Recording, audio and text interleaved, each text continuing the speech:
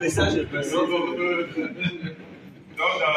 ce livre, je donne une place, une très forte place aux femmes, surtout quand je pense à Michelle Obama, à Rose Christiane Regombe, à qui je prie que son âme repose en paix. Nul n'était son honnêteté, c'est peut-être ce pays où nous parlons ne sera pas en paix en ce moment. Donc, dans ce livre, je fais la promotion de la femme. Que les femmes essaient de laisser de côté les envies qui ne contribuent pas à la société. Parce que pour qu'un monde soit en paix, il faut que la femme contribue. Ça commence dans nos foyers. Quand l'homme arrive au travail, à partir de son état, c'est déjà que la soirée n'était pas bonne. Il s'est même chamaillé avec sa femme. Et du coup, toute l'entreprise va subir les humeurs toute la journée. Alors, le jour où il est bien entretenu, toute l'entreprise en bénéficie parce qu'il sera souriant toute la journée. Je remercie aussi ma rencontre avec mon frère JC. Cette rencontre, je veux raconter rapidement une histoire. La Californie s'est construite à travers l'or. C'est la découverte de l'or qui construit l'État de la Californie. Et les gens partaient de partout en Californie dans le but, soit de se faire fortune à partir de l'or, soit de travailler pour des entreprises qui exploitaient dans l'or. Et il y avait deux grands amis qui ont abandonné tout depuis Washington, traversant tous les obstacles jusqu'à arriver en Californie.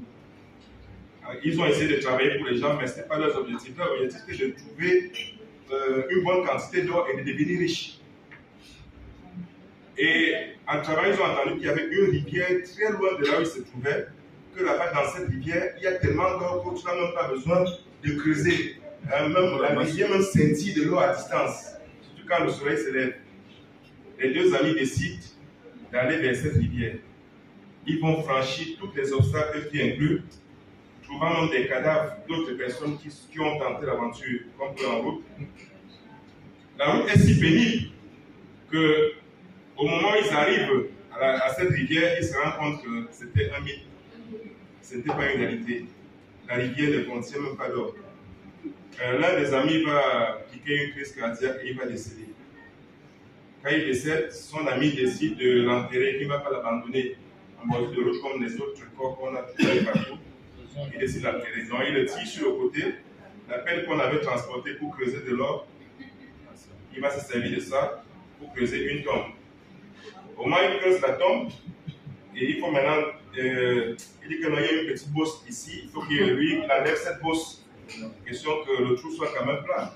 Et au moins, il voit quelque chose de jaune qui apparaît. Il insiste.